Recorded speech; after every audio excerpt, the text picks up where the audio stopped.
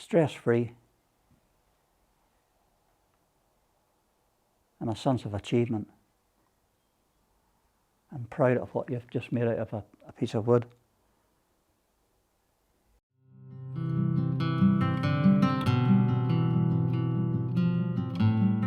Well, men's shed is, my interpretation of it, that's where old guys like myself can come down and spend their day doing a hobby, learn a new hobby, keeping themselves active, things like that there. Life's strange. I would never have joined anything like this before. But I thought it's going to be something like, you know, like a girls' thing, you know, bingo and knitting and things like that. But the first time I come into here, it felt right. You know, I just felt part of it straight away. Would you like a cup of tea? Yes, I'd love a cup of tea. Then that was it. From that on, it was brilliant. You've got some sheds like this one here, where I would keep going to, or trying to do wood turning. Some of our sheds would be into metalwork, or other sheds could be into upholstery, or some sheds could be into photography, artwork. It's endless, the list, what you can do. And it's not only what we can do, it's what I can pass on then to someone else. It doesn't matter what you've done in your life, who you were in your life. In here, everybody's just the same, everybody's equal. You know, we have different men who have very, very different skills, you know, and they'll teach you. Well, North Belfast Men's Shed, as it is now, has been going for about 3.5 years. I think it started off with maybe, as I said, great of 20 members, but it continued to grow and grow and grow, and I think they have about 64 members now.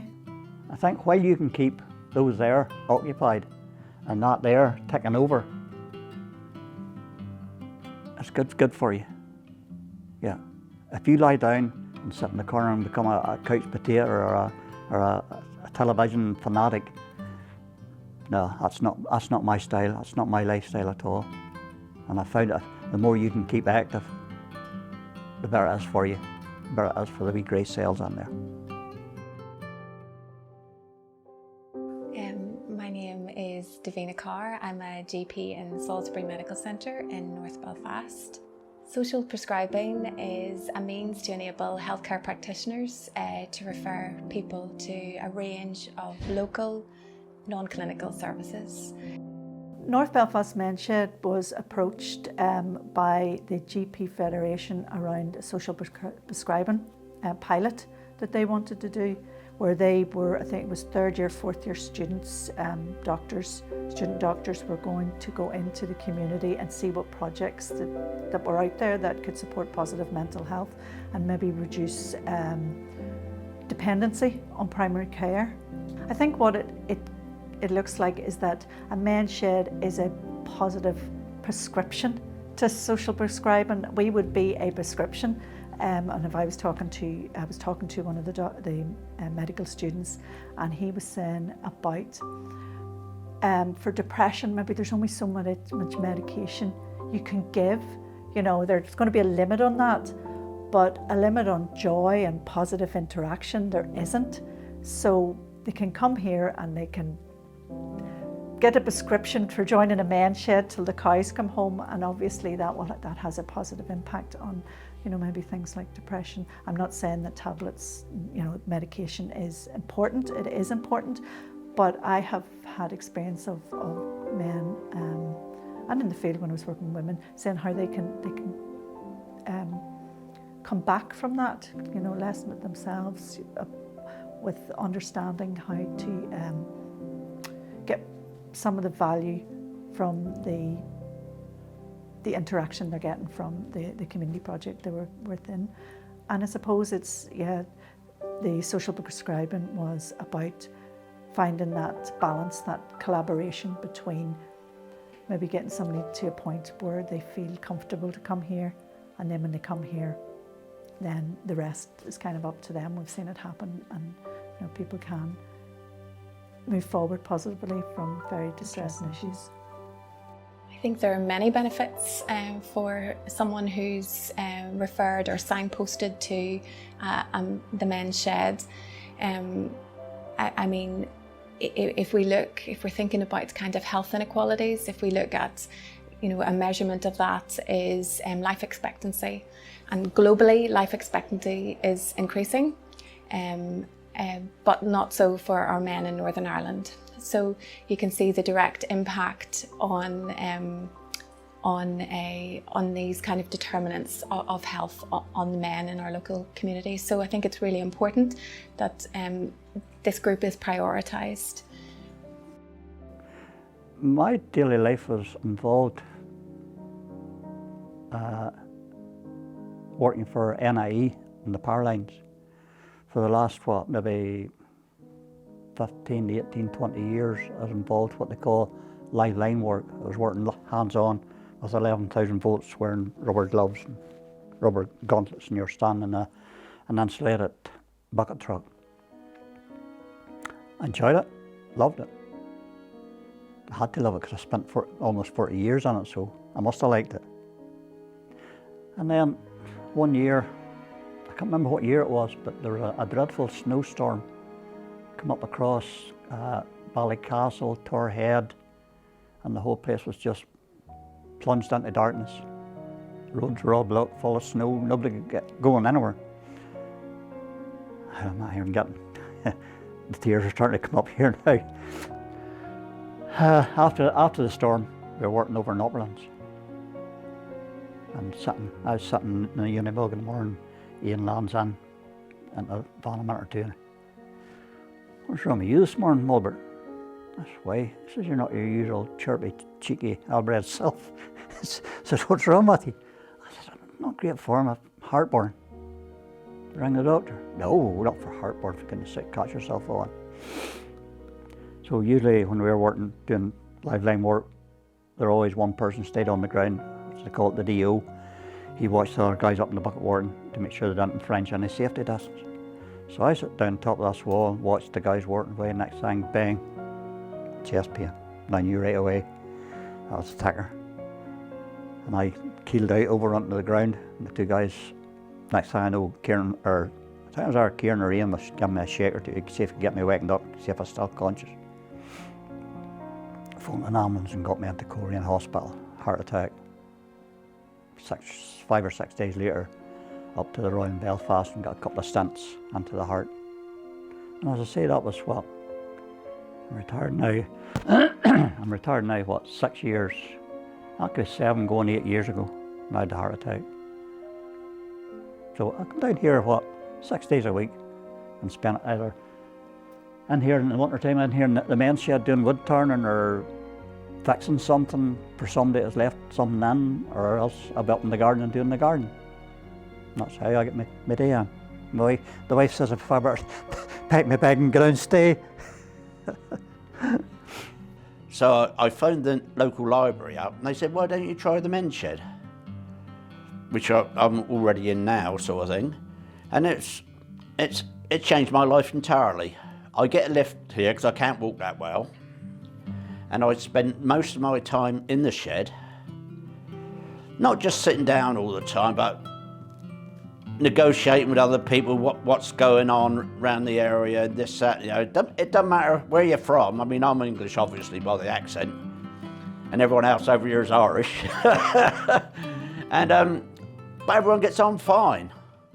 So I decided to put my name down for secretary, to do some paperwork, because I can't get about too much. So I done secretary, and I'm really involved with it all now. And it's part of my life. And it makes my life at home better as well, because I'm a happier person. And that's it, basically. You go home with a buzz. You go home with a buzz every day. You know, you're sitting at home, you have pains and aches. I have pains and aches, I take a lot of medication. You're sitting at home, you have that. I still have it here, standing here. You go home, you still have it, but you're coming here and your mind's off it. And if you get 30 men in here in one day, you're talking to every one of those before the day's out, and you have great crack. And that's what it's all about. And you just get that buzz. You go home certain, as I say, you're taking your medication and all that. It doesn't matter. It's the fact that you're in here and you're doing things and you're meeting all these people that you'd never met in your life. You know, if you'd have walked into a restaurant and seen John Johnson or John Cooper, you wouldn't know him from Adam. But now if I walked out anywhere, you know, and seen any of the two of them, we'd all stop and have a yarn. You know, that's fantastic what it's about. What will they gain from it? Well, there's lots to be gained. There's the training, lifelong learning. We know that this impacts and can reduce the health inequalities, the social support, the social cohesion that men's sheds bring to their local community, and how that kind of filters down into next generations as well is also important. So skills and crafts that they learn together in the men's shed, such as building a buddy bench that's then put into a local school, so people can see what their fathers or grandfathers have done, and it creates this kind of social cohesion within communities, which protects against health inequalities. I have a chair to make from a wee granddaughter in the woods here up there. So I'm going to ask one of the boys to give me a wee design and get measurements and all, and he's going to help me make it. And it's done in oak wood, so she'll have it for a long time. You know, things like that. And boys have come in, like the buddy benches. We had 6 men working on those. You know, some of them maybe were different than others. Not everyone was the same, but say they don't have to be the same. It's just as long as they're good and they're safe for kids and everything else, and they're sanded and everything done down. Well, the thing I like, well, you can start off with a piece of wood, a blank piece of wood. There's what I'm starting off with there, a chunk of a tree, and that there can be turned into something like that there, which I think is fantastic.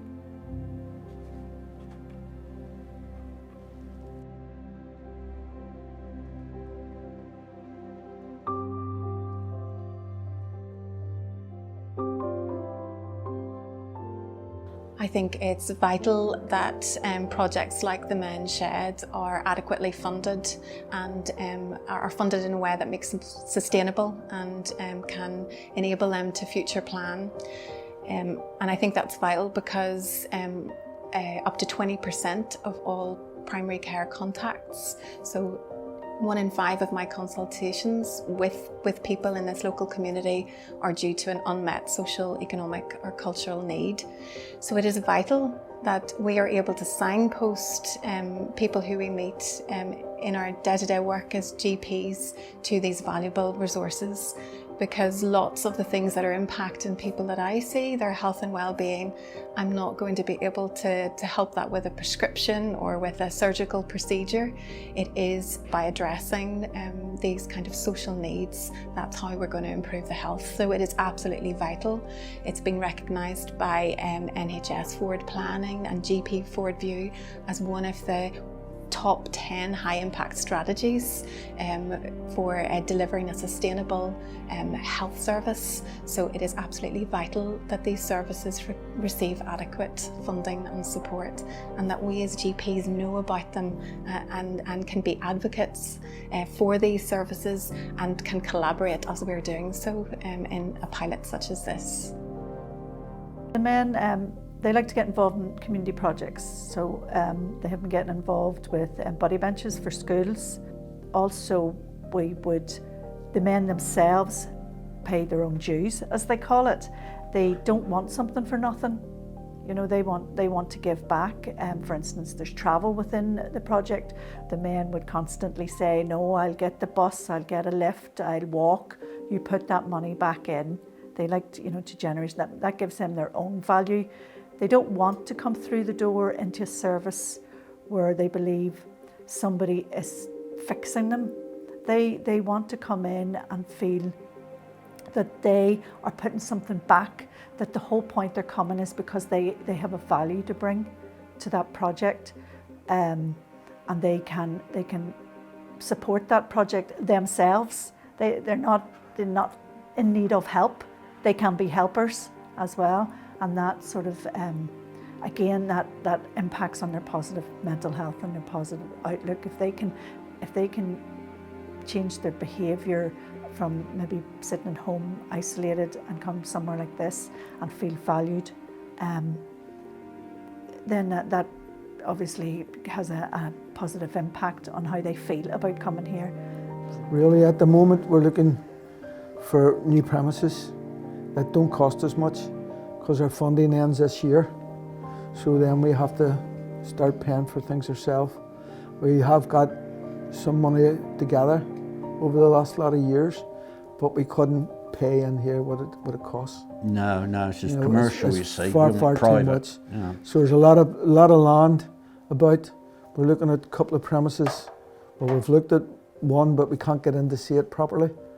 And we have a big manse of a church. Yes. It's not being used. And one of the ministers, a lady, and she said she would love it if we went up and used it. So we if you can got take, the look, yeah, we can take care of the premises. yeah, We can pay a bit towards it, yeah. and we're a bonus basically, rather than it being, you know, Yeah, we can go in and disrepair. secure it and everything Yeah. else. I know I don't mind if we take a wall out here or put a wall in there, just to make a room a bit bigger, you know, just a room this size for a workshop, and then other rooms there's upstairs in it. So maybe difficult for some of the men with their mobility. But it's basically a time factor now between the time our Yeah. grant runs out and the time we'll have to get new premises. Yeah, So we're really talking about a short time scale. We're trying our best at the moment, but you know what it's like, especially with the COVID. That's not helping us at all anyway. That stopped our membership. Our membership's down from roughly about 65 to 25. And that was a lot to do. We worked in here as well, you know, so there was a lot of money we're not making. So it's really, you know, affected us big time. My advice to anybody who's watching this, who wants to take a proactive and positive step for their own health and well-being, is definitely get in touch with your local community group, your local men's sheds, because I think the power that are in these groups is the kind of power of this peer support. I think someone who has had a similar life experience to you, who's had a transformational experience with the support or with the training that they've received in the men's shed, I think that's very powerful. I think there will be a warm welcome, and I think there's only positives to be gained from at least approaching it. You never know who you're going to meet, or what our person, what their skills are, or what their hobby is. It's endless. The men's shed, it's not only a place where we meet other people, we meet other groups, as in musical groups. I mean, I was involved with a musical group there. We done Oklahoma, and I was one of the cowboys. I'm no good at these sort of things. I was one of the cowboys that stands at the back going like that. But I was so proud. And it's good for make you feel good. Definitely makes you feel good. And I do singing as well. Can't sing, but that doesn't matter. You're part of something. And when you're in the men's shed, you can be part of other things as well. It doesn't matter about your medical problems, this, that, and the other. You just carry on. You do what you've never done before. You're part of a group, and that's the best part about it. You're not on your own.